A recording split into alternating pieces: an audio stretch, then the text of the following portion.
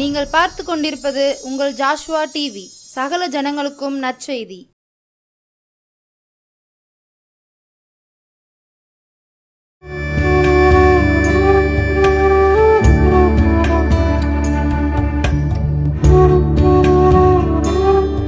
என் ஆண்டவர்களோடு பேசும்படி தந்த பாக்கியத்துக்காய் முதலாவது அவரை சோதரிக்கிறேன். என்னை அன்போடு அழைத்த அருமையான இயேசுவின் நாமத்தில் வாழ்த்துகிறேன். இங்கே வந்திருக்கிற அத்தனை ஊழியர்களையும் ஊழியக்காரிகளையும் நான் மறுபடியுமாய் வாழ்த்துகிறேன். சேனையின் கர்த்தர் உங்களோடு பேசுவாராக பேசுவாராக. ஆமேன் சொல்லுங்களேன்.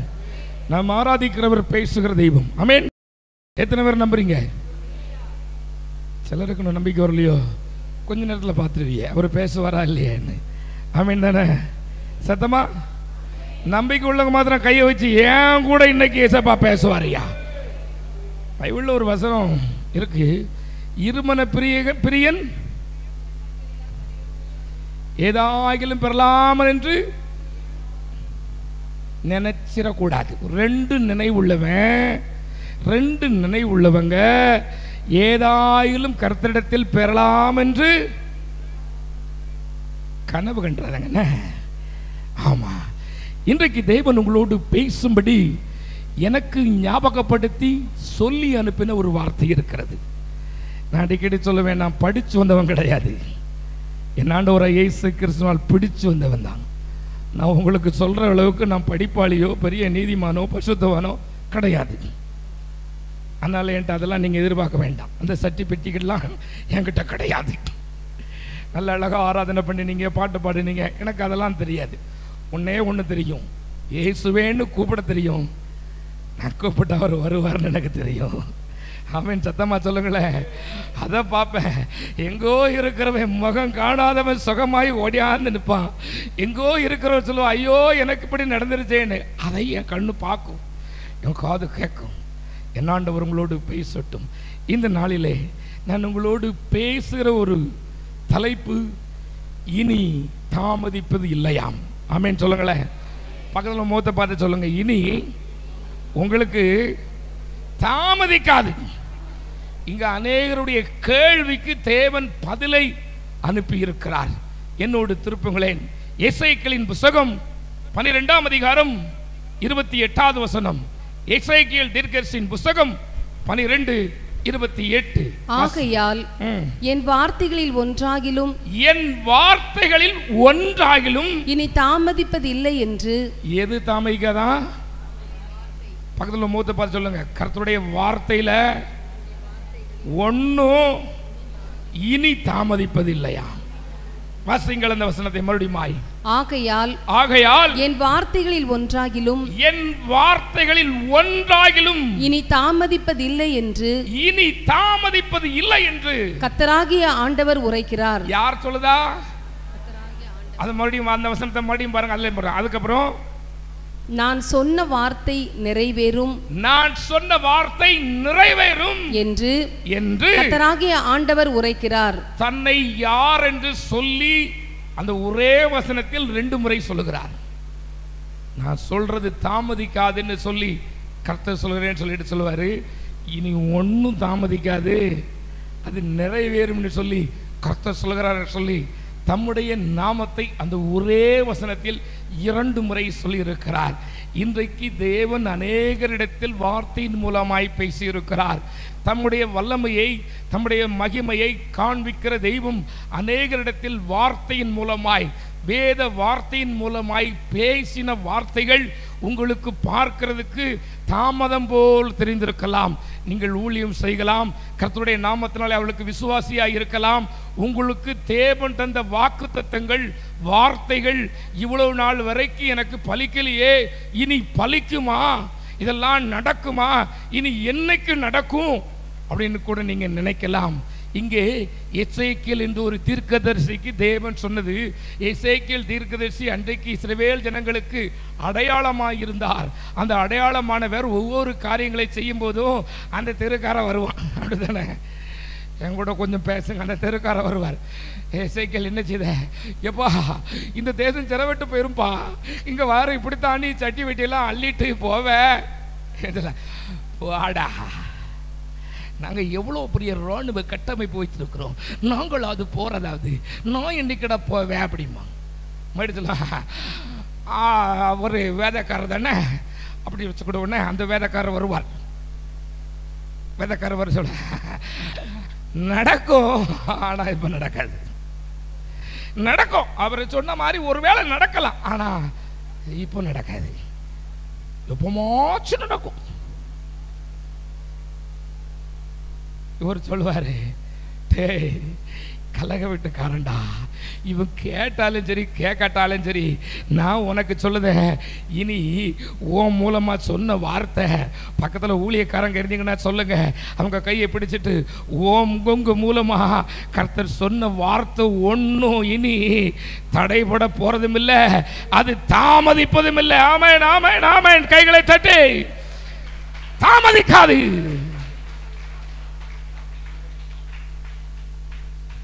ஒரு காரியத்தை சொல்லுகிறேன். நான் முதலாவது இதுக்கு ஒரு நபரை நாம் ஆண்டவரே யார் அப்படின்னு பார்க்கும்போது எனக்கு தெரிஞ்ச, எனக்கு தேவன் காமிச்ச ஒரு நபர் இருக்கிறார். அவரது பேர் யோசேப்பு. அந்த யோசேப்பு எப்படிப்பட்டவர்? ஆதியாகமம் 37ஆம் அதிகாரம் 20ஆம் வசனத்தில் பார்த்தீங்கன்னா, அவர் அந்த ஆதியாகமம் 37ஆம் அதிகாரத்திலிருந்து அவருடைய சம்பவம் இருக்கிறது. அந்த ஈசாக்குக்கு தேவன் தந்த ஒரு அருமையான 11வது மகன், ஒரு அழகா யாக்கோவுக்கு தந்த அந்த 11வது மகன்.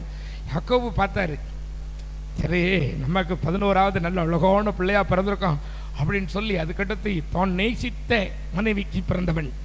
ஆனாலும் அவனுக்கு நல்ல பலவர்ண அங்கி, நம்ம பாஷையில் சொல்ல போனால் கோட்.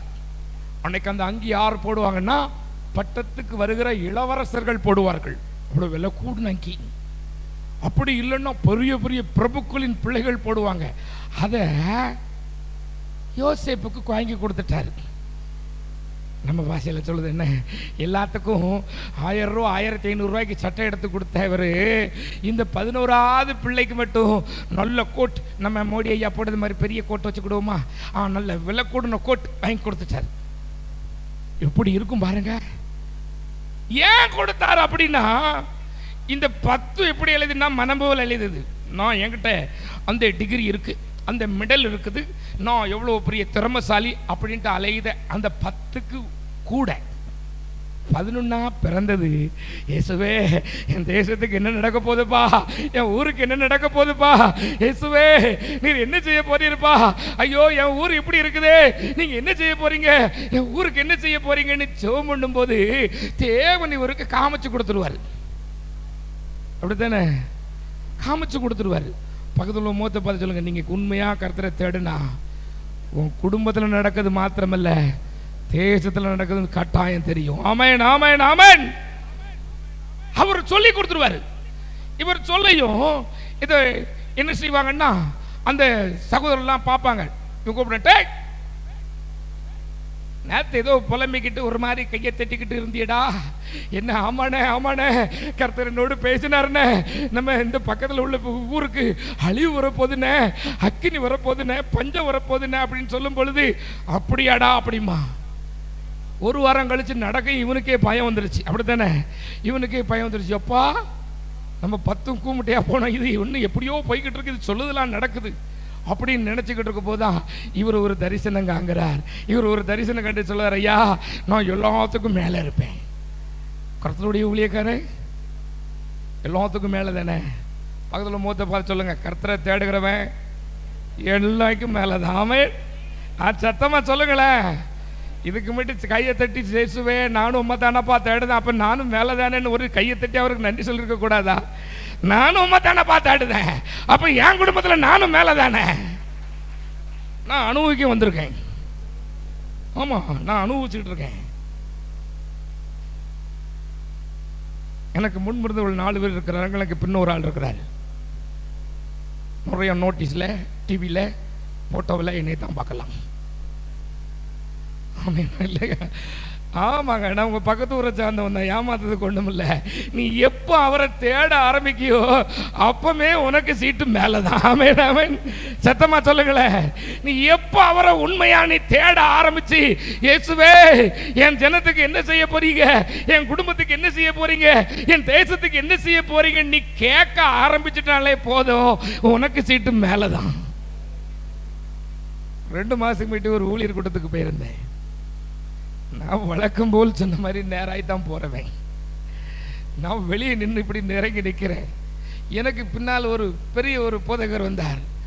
அவர்கிட்ட யா தோத்துறையான்னு அவர் வந்து கும்பிட்டு, நான் உங்களோட நிற்க முடியாதுயா அப்படின்னாரு. எதுக்கு அப்படின்னா, நீங்கள் இப்போ மேலே வருவிய, நான் கீழே ஏதாவது சீட்டு பார்த்தா தான் உண்டு, உங்களுக்கு சேர் அங்கே காத்துக்கிட்டு இருக்கு வாருங்க அப்படிங்கிறது. உங்களுக்கு சேர் காத்துக்கிட்டு இருக்கு, நான் சேரை போய் பிடிக்கணும், நான் முதல்ல அதனால நான் பிடிச்சுக்கிடுதேன் அப்படிங்கிறாரு. நான் சொன்னேன், இல்லையா, தேவன் ஒரு மனுஷன் மேல அன்பு வச்சுட்டா, அவன் சொல்லுங்களேன், அவர் அன்பு வச்சுட்டா அவன் மேலதான். அவன் அன்றைக்கு அந்த யோசேப்பு அப்படித்தான் இருந்தார் ஐயா. தேவன் அவர்கிட்ட பேச பார்த்துட்டு இவர் சொல்ல ஒரு சொப்பனை கண்டு சொல்லுதார், எப்பா நான் சொப்பனை கண்டேன், நீங்க எல்லாரும் என்னைய பார்த்து வணங்குதியன்னாரு. உடனே உங்களுக்கு வந்துச்சு கோபம். எம்மாடி, இந்த பயங்கரமான ஆள் இவன் சொன்னா நடந்துரும், அப்படித்தானே, இவன் சொன்னா நடந்துரும். ஆனாலும் என்ன செய்யணும், இவனுடைய என்ன செய்யலாம்? அந்த 12ஆம் வசனத்தை வாசியுங்களேன். அதுல இருக்கிறது பாருங்களேன், 20ஆம் வசனம், அந்த ஆதியாகமம் 37:20. நாம் அவனை கொன்று, நாம் யோசேப்பு சொப்பனக்காரனை, ஜெபிக்கிறவனை, ஊழியனை கொன்று இந்த குழிகள் ஒன்றிலே அவனை போட்டு, குழியிலே போட்டு ஒரு துஷ்ட மிருகம் அவனை பட்சித்தது என்று சொல்லுவோம் வாருங்கள். இது சொல்லதான், இது பெரிய சத்தியம். ஏற்கனவே நம்மால் ஒரு பயத்துக்கு இந்த விசேஷபுத்திர பாகத்துக்கு ஏமாத்தினாரு. நான் தான் ஏசா, நான் தான் அப்படின்னாரு. அவனுக்கு ஏமாத்ததுக்கு இவனை ஏமாத்திட்டாங்க, அது வேற விஷயம். ஆனா இந்த யோசேப்பை பாருங்க, இவர் சொல்லுதாரு, நம்ம இவனை கொன்னுட்டா இவன் தரிசனம் அழிஞ்சிரும், அப்படித்தானே? பக்கத்துல பார்த்து சொல்லுங்க, இந்த சரீரத்தை நீ கொன்னாலும் தேவன் என் மேல வச்ச திட்டம் நிறைவேறியே தீரும். ஆமென் ஆமென் ஆமென் ஆமென் சொல்லுங்களேன். என் ஆண்டவர் வைத்த திட்டம் மனுஷனால அழிக்க முடியாது, அப்படித்தானமா? மனுஷனால அழிக்கவே முடியாது. நீ நினைச்சுக்கிடலாம், ஐயோ தேவன் என்னோடு பேசினாரே. அன்னைக்கு தேவன் அவரோடு பேசினார். அவர் நல்ல ராஜவஸ்திரம் தரித்து ராஜா போல நடந்துகிட்டு இருந்த பிறகு குழியில கொண்டு போய் 20 வெள்ளி காசுக்காக வித்துட்டான். அன்னைக்கு வித்த ஒரு மனுஷன், அவன் அந்த வாங்கி என்ன செஞ்சாரோ தெரியல. இன்னைக்கு ஒரு வெள்ளி காசுனா இன்னைய மதிப்புக்கு 11 கிராம். அன்றைக்கு இருந்த ஒரு வெள்ளி காசு, ஒரு வெள்ளி காசுன்னா அப்போ 11 கிராம். அந்த 20 வெள்ளி காசுக்காக விற்று துட்டை வாங்கியாச்சு. அப்பவும் சொல்லுதான் பாருங்க, அவன் இவன் தரிசனம் எப்படி நிறைவேறும்? ஐயா, ஒரு மனிதனை நம்முடைய தேவாதி தேவன் சட்டத்துக்கு முன்பு இது ஒருத்தன் அடிமைப்படுத்திட்டான்னா சாக வரைக்கும் அவன் அடிமை தான், மறுபடியும் அவன் வீட்டுக்கு வர முடியாது. அவன் ஒரு பசிக்குதுன்னு சொல்லி இன்னொரு இட்லி கேட்க முடியாது. எனக்கு ரொம்ப பசிக்குது, எனக்கு ஒரு ஏதாவது தாங்களேன்னு சொல்லி கூட கேட்க முடியாது. இவன் வஸ்திரம் நீக்கப்பட்டுரும், அடிமையின் வஸ்திரம், சாக்கு உடை, சுயமா போக முடியாது, சங்கிலி தொங்கும்.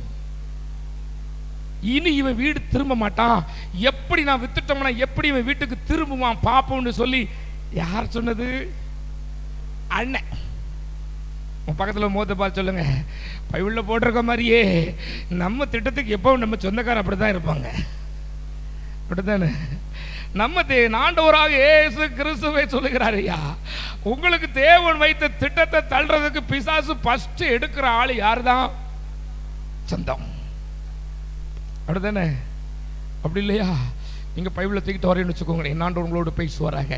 இன்னைக்கு அத்தனை பேர் ஊழியக்காரியாக மாறி ஊழியக்காரனாக மாறி பைபிளை தூக்கிட்டு வீட்டுக்கு போகிறேன். அப்படி போகும்போது முதல்ல அக்கா ஏக்கா ஃபஸ்ட்டு அந்த அக்கா நல்லா தான் பேசும், தோத்திரக்கா உடனே நம்ம நினச்சிக்கிடுவோம், ஐயோப்பா தோத்திரம்லாம் போட்டு கூப்பிடுதாவ, தோத்திரமா நல்லா இருக்கீங்களா? நல்லா இருக்கேன்.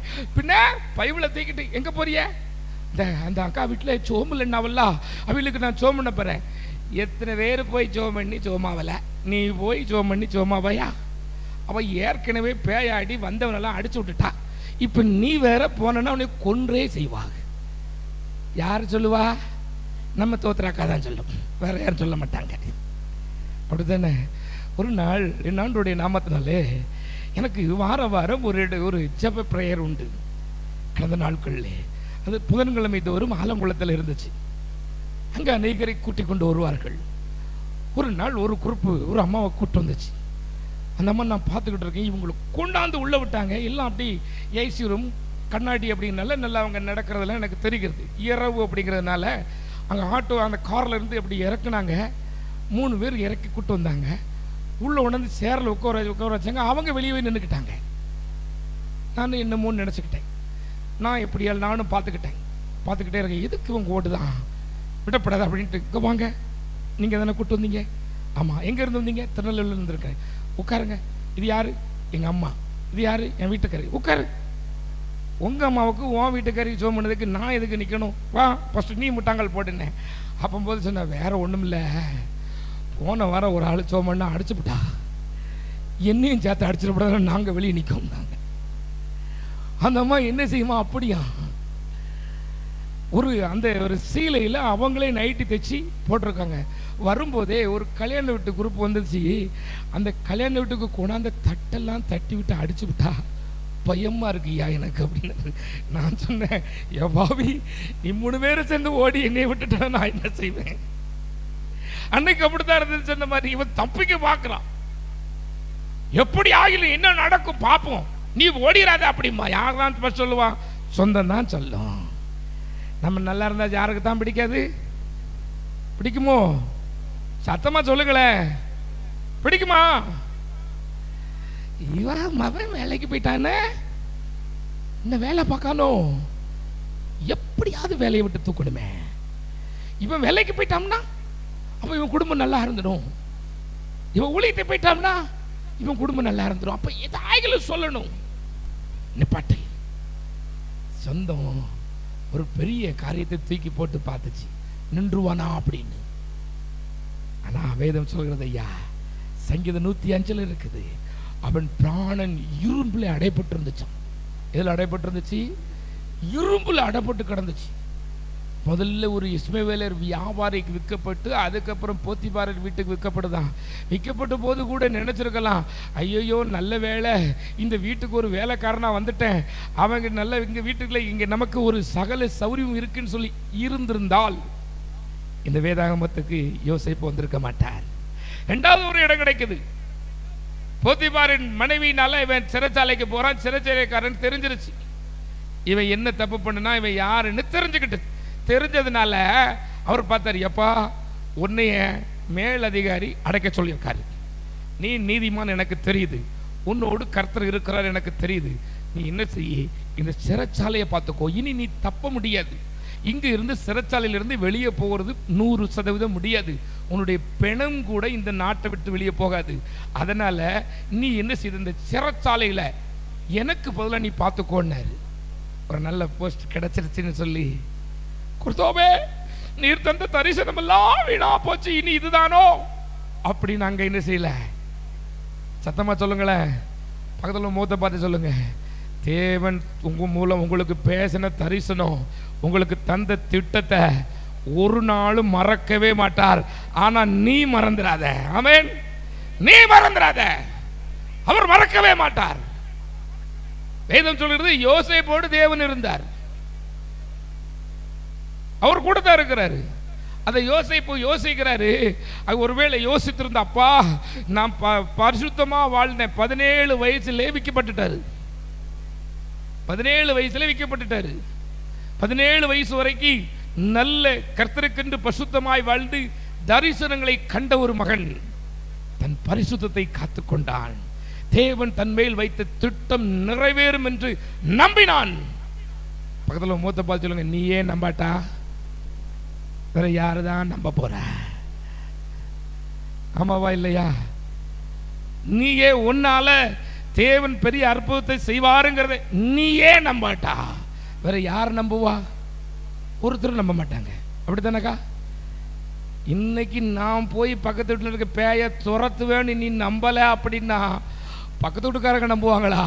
அவ சொல்லுவா, இவன் நேற்று வந்த வரது எனக்கு தெரியாதா, இன்னைக்கு இந்த பேயை எப்படி பத்துவாம்பா. ஆனால் நாம சொல்லணும், நீ நேற்று பார்த்தது வேற, நீ நேற்று பார்த்தது வேற. நேற்று எனக்கு என் தரிசனம் தெரியாம போயிருச்சு, என் மேல கர்த்தருடைய திட்டம் இருக்கிறத நானே மறந்து போயிட்டேன், என் கூட கர்த்தர் இருக்கிறாங்கிறத நான் மறந்துட்டேன். ஆனா கர்த்தர் என் கூட தான் இருக்கிறாங்கிறது எனக்கு தெரியுது. இப்போ இனி நீ என்ன செய்ய முடியாது?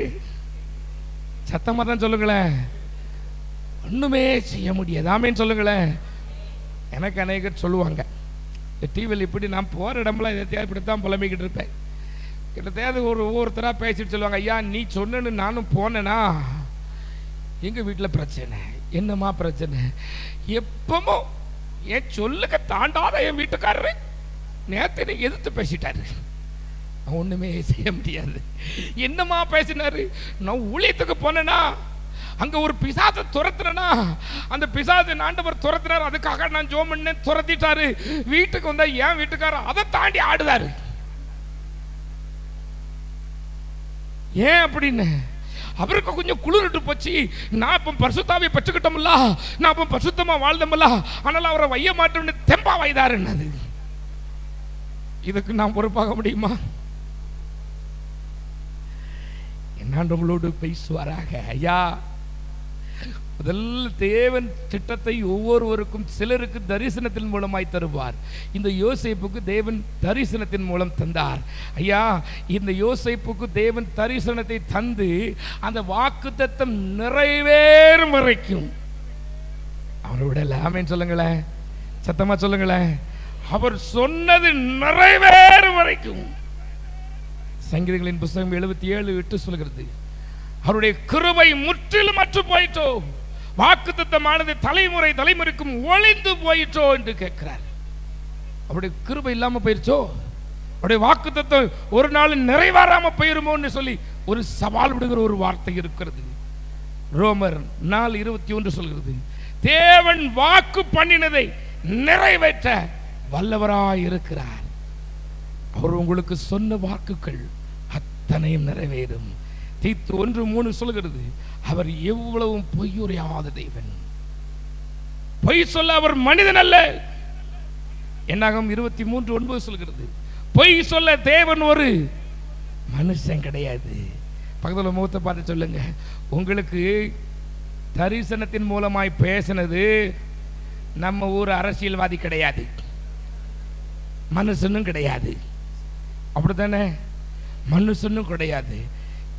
உங்க கூட பேசினது சர்வத்துக்கும் எஜமானாம். ஆமென் சொல்லுங்களேன். நம்புறீங்களா? இங்கே அநேக ஊழியருக்கு தேவன் தரிசனத்தை தந்தார்.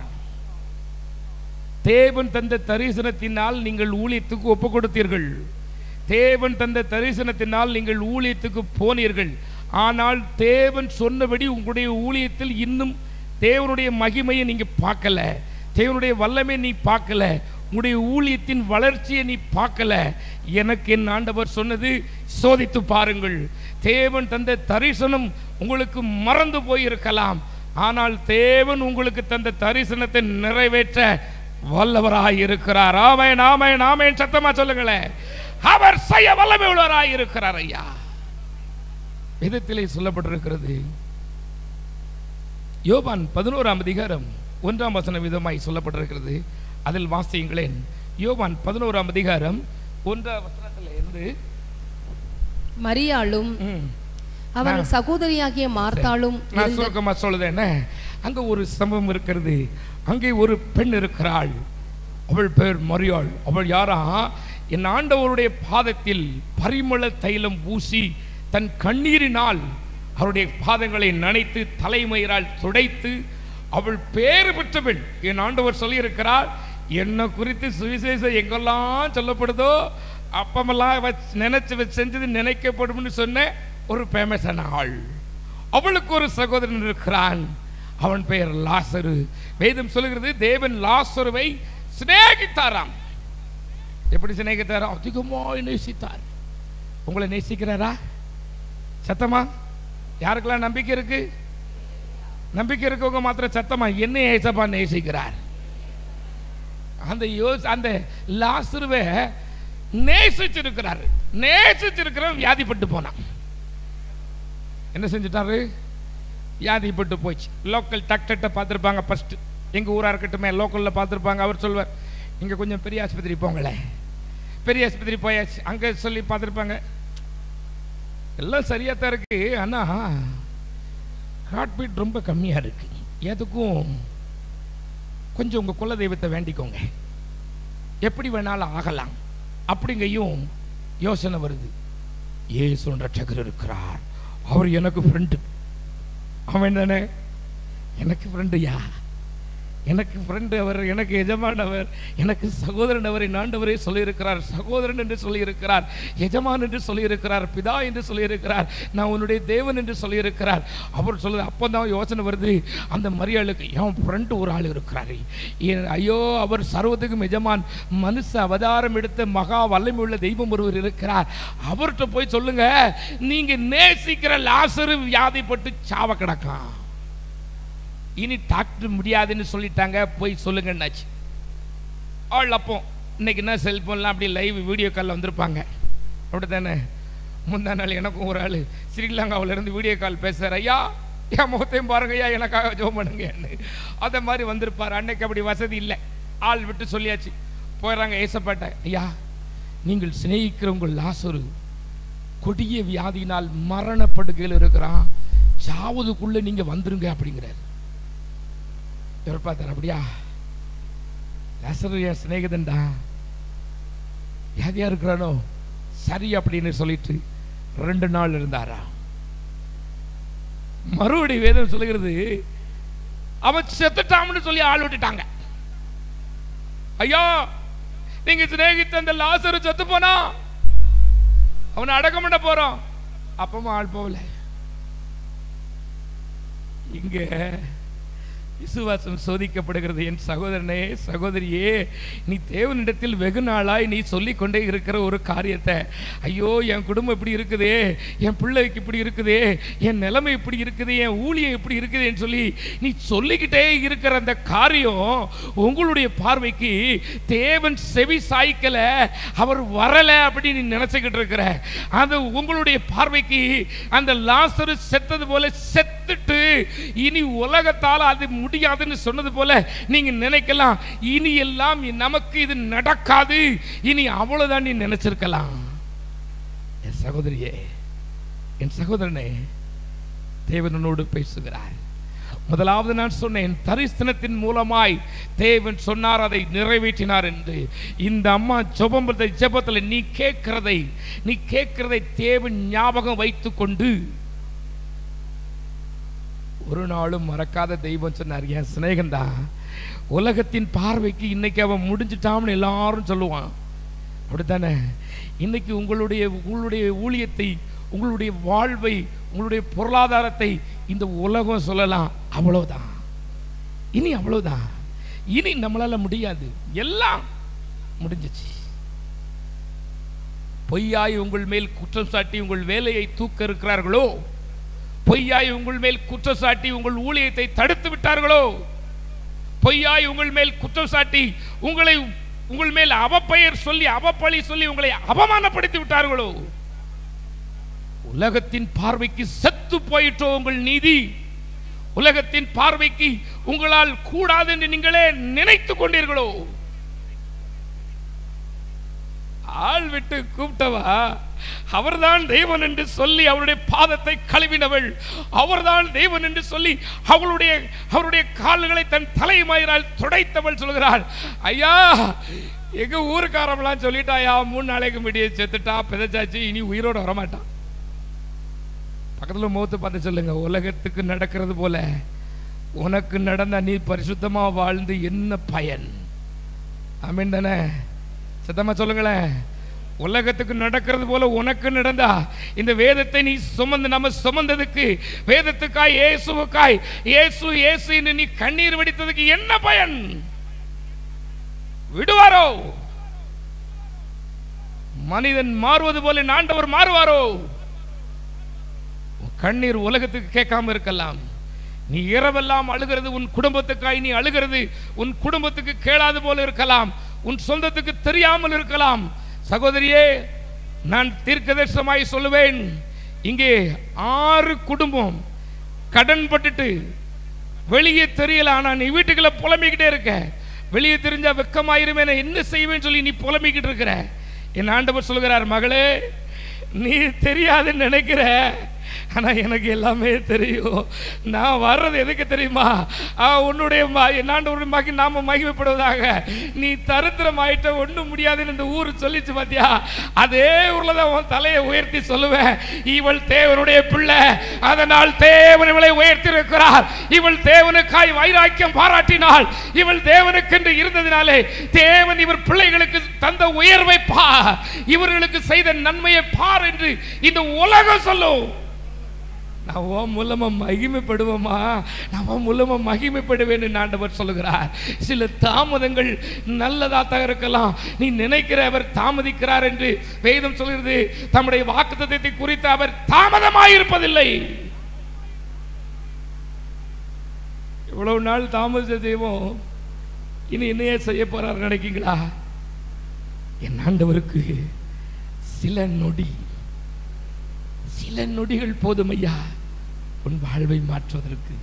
சகோதரனே, எனக்கு அன்பான சகோதரியே, இந்த இயேசு தெய்வத்துக்கு உங்களுடைய பொருளாதாரத்தை, உங்களுடைய வாழ்வை, உங்களுடைய ஊழியத்தை மாற்றுவதற்கு ஒரே ஒரு செகண்ட் போதும். உன் கண்ணீருக்கு முடிவு வந்துடும். உன் தரிசனம் நிறைவேறும். தேவன் அநேகரோடு தரிசனத்தில் பேசி இருக்கிறார். வரும் காரியங்களை குறித்து பேசியிருக்கிறார். ஆனால் அது நடக்கக்கூடிய சாத்தியம் இல்லாமல் இருந்து கொண்டு இருக்கிறது. நீயே நினைச்சுக்கிட்ட இனிமே நடக்காதுன்னு, நடக்காம போகவே போகாது. ஆமென், ஆமென், ஆமென், ஆமென். சத்தமா நடக்காம போகவே செய்யாது. தேவன் உனக்கு தரிசனத்தை தந்ததுதான். உன் தரிசனம் நிறைவேறும். உன் தரிசனத்தை தடுத்தவங்களுக்கு வெட்கம் உண்டாகும். ஆமென். எந்த சரித்திரத்திலையும் அதுக்கு முன்ன கட்டி அடிமை ராஜா போல வந்ததில்லை. அவனுக்கு தெரிஞ்சதெல்லாம் அடிமையா வித்துட்டா முடிஞ்சது, செத்தான் அப்படின்னு நினைச்சான். ஆனா அதெல்லாம் மாத்தி எல்லா சட்டத்திட்டங்களையும் மாத்துகிற சர்வ வல்லமை உள்ள தேவன் ஒருவர் இருக்கிறார். அவர் உனக்காக எல்லாமே மாற்றுவார். ஆமென், ஆமென். சத்தமா சொல்லுங்களேன். ஏன், நான் ஒரு ஊழியர் கூட்டத்தில் ஒரு அங்கத்தினர் ஒரு பெரிய ஒரு பொறுப்பை கொடுத்திருந்தாங்க. அதுல ஒரு ஆள் கேட்டாரு, இந்த ஆளுக்கு தான் ஒண்ணுமே இல்லையா, இவருக்கு தலைவர் போஸ்ட் அப்படின்னாரு. அடுத்தவங்க சொன்னாங்க, யாருன்னு நினைச்சேன், அவர் பேரில் எத்தனை இருக்கு தெரியுமான்னு சொல்லி. அடுத்து மறுநாள் எனக்கு போட்டாங்க, ஒரு பெரிய ஸ்தாபனத்தில் தலைமை போதுகிறன்னு. எனக்காக சட்டமே மாறுதையா, எனக்காக என்னெல்லாமோ மாறுதையா. நீ என்னடா நினைச்ச, அவர் யாருன்னு தெரியுமா அப்படின்னு சொல்லிட்டு அடுத்த நோட்டீஸ் அவருக்கு கொண்டே கொடுத்தாங்க, இந்தா பார்த்துக்கோ அப்படின்னு. என் அன்பு சகோதரனே, சகோதரி, நான் சொன்னேன், உண்மைதானப்பா, அவன் சொல்லது உண்மைதானையா, எனக்கு தான் ஒண்ணுமே கிடையாது, உனக்கு இருக்கிறது ஒண்ணு தான், இதுதான் எனக்கு ஒண்ணு தான் தெரியும், இயேசுவே இயேசுவே இயேசுவே, இவ்வளவுதான் தெரியும். எனக்கு பெரிய வசனிப்புலாம் தெரியாது, எனக்கு இதுதான் தெரியும். ஆண்டவரே, இந்த ஆள் இதை சொல்லியிருக்கு, இந்த ஆள் இதை சொல்லியிருக்கு, நீங்க இதை செய்யணும், இவ்வளவுதான் எனக்கு தெரியும். என் அன்பு கர்த்தருடைய பிள்ளையே, வாக்குத்தத்தத்தை நிறைவேற்ற தேவன் வல்லமை உள்ளவராய் இருக்கிறார். நீ மனுஷன் மூலமா, கர்த்தருடைய பிள்ளைகள் மூலமா தேவன் உங்களுக்கு வாக்குத்தத்தத்தை தந்திருக்கலாம். அது உனக்கு நிறைவேறது காலம் இல்லாமல் கூட போயிருக்கலாம். ஒருவேளை குழந்தை பாக்கியமா இருக்கலாம், ஒருவேளை வேலையாக இருக்கலாம், ஒருவேளை நல்ல ஆசீர்வாதமாக இருக்கலாம். அது நிறைவேறுமாங்கிற சந்தேகம் கூட உங்களுக்கு வந்திருக்கலாம். ஆண்டவர் சொல்கிறார், இனி அது தாமதிக்காது. என் கர்த்தருடைய பிள்ளைகள் மூலமா சொன்னது நடக்கும். தீர்க்க தரிசனமா நீ என் ஆண்டவர் சொன்னது நடக்கும், நீ கேட்டது நடக்கும். ஆமென். சத்தமா சொல்லுங்களேன். ஐயா, அன்னைக்கு அந்த ஊர் ஃபேமஸ் ஆகலையா, லாசருங்கிறவர் என்னைக்கு செத்து 3 நாள் கழிச்சு வெளியே வந்தாரோ அன்னையிலிருந்து அந்த லாசரு ஃபேமஸ். ஆமென். சத்தமா சொல்லுங்களேன். உங்ககிட்ட போய் சொல்ல பாருங்களையா, செத்த உடனே ஆண்டவர் போய் எழுப்பியிருப்பாருனா நம்மால் சொல்லுவோம், ஆபிரகாமே சொல்லுவான், வேற யாரும் வேண்டாம், அந்த வேத பேரை நம்ம சொல்லுவோம். அவர் சொல்ல அந்த பேர் நடிச்சிருப்பான். ஏன்னா இவங்க இயேசுவும் லாசரும் ஃப்ரெண்ட், அதனால இவ சொல்லியிருப்பான். இதுக்கு தான் அந்த கூமுட்டைக்கெல்லாம் தெரியட்டும்னு தான் 3 நாள் கழிச்சு என் ஆண்டவர் வந்தார். நீங்கள் பக்கத்தில் முகத்தை பார்த்து சொல்லுங்க, உன்னையை எதிர்த்தவன் உன்னையை எதிர்க்கிறவன் அவமானப்பட்டு போகத்தான் இவ்வளவு நாள் அது தாமசிச்சிருக்கு. ஆமேன் ஆமேன் சொல்லுங்களேன். உன்னையை எதிர்த்தவன் உன்னை அவமானப்படுத்தினவன் அவமானப்பட்டு வெட்கப்படுறதுதான் இவ்வளவு நாள் வரைக்கும் தேவன் தந்த தரிசனம் தாமதமாயிருக்கு. கிரகிக்க முடியாததை செய்கிறவர், கிரகிக்க முடியாததை செய்ய வல்லமை உள்ள தேவன்.